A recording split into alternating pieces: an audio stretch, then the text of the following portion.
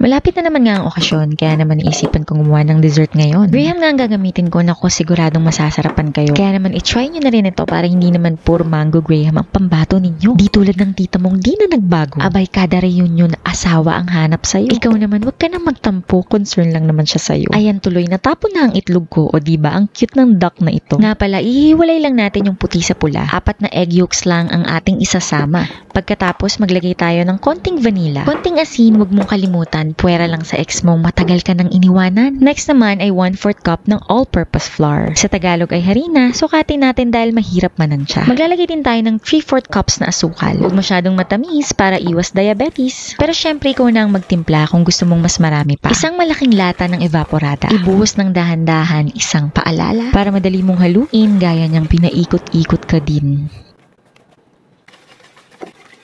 Kapag naramdaman mo nang natunaw na ang asukal, pwede mo nang lutuin at patuloy na haluin.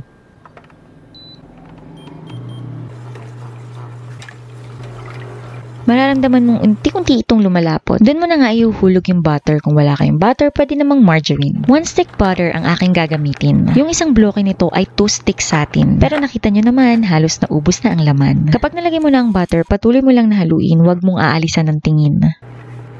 Hinalo ko lang hanggang sa lumapot. Pagkatapos, pinatay ko na yung induction cooker. I let it cool for 5 to 10 minutes.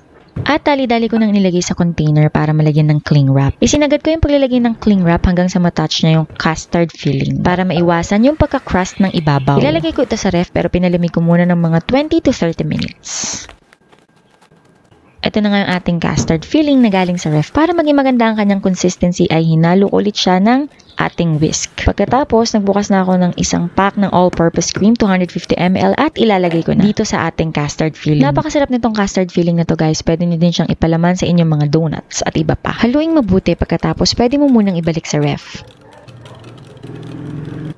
Ito pala yung gagamitin kong container. Rectangular baking dish by Massflex. Next, sa isang lalagyan, maglalagay lang ako ng gatas. Pwedeng evaporated milk, pwedeng fresh milk. Konti lang, tansyahin nyo lang para hindi masayang. Dahil paglulubugan lang natin ito ng Graham ng baliktaran. Ito nga yung gagamitin naming crackers. Pinapili ko ang maigi si Kelvin. Mas maigi kasi kung hindi basag-basag yung Graham natin, ilulubog lang natin ng baliktaran yung ating Graham sa gatas. Para mas maging malambot ito at mas masarap kapag kinakain nyo. Inassemble ko na dito sa aking lalagyan. Basta ang goal lahat ay matakpan. Next naman itong custard cream. In-spread ko lang mabuti pagkatapos Graham naman ulit. Ulitin nyo lang yung proseso hanggang sa maubos yung custard cream nyo. Syempre, yung kasya sa container nyo.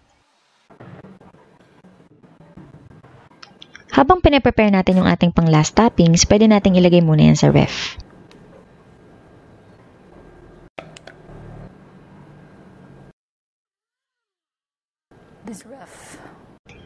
Meron ako ditong dark chocolate. Mga 250 grams. Sukatin natin para sure. Pagkatapos, magpapainit lang ako ng 250 ml all-purpose cream. Pwede nyong painitin gamit ang inyong kalan. Ako, gagamitin ko yung aming microwave. Siguraduhin mainit na mainit para matunaw yung tsokolate. Haluin lang mabuti hanggang sa wala na kayong nakikitang buo-buong tsokolate. Ihulog lang natin sa ibabaw pagkatapos spread nating maigi. At dahil hapon ko na nga ito ginawa, gusto kong maganda pa yung lighting, kaya naman kinabukasan ko na siya binalikan. Ito na nga, sobrang excited na ako talaga namang gusto ko na siyang matikman. Kita nyo naman yan talaga namang nakakatakam. Kaya naman tamang-tama, itry nyo na to lalo't nalalapit na ang holidays.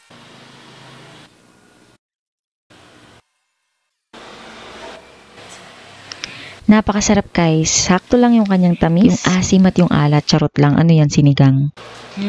Ang sarap ng chocolate niya sa ibabaw kasi dark yung ginamit ko kaya hindi siya matamis. Ayan, diba? Para naman, bago naman yung ihahain mo ngayon New Year. Ayun lang, simpleng-simple. Ako nga pala ang inyong kusinerang ininyera, Jane Cuisine Silvestre. See you in my next vlog.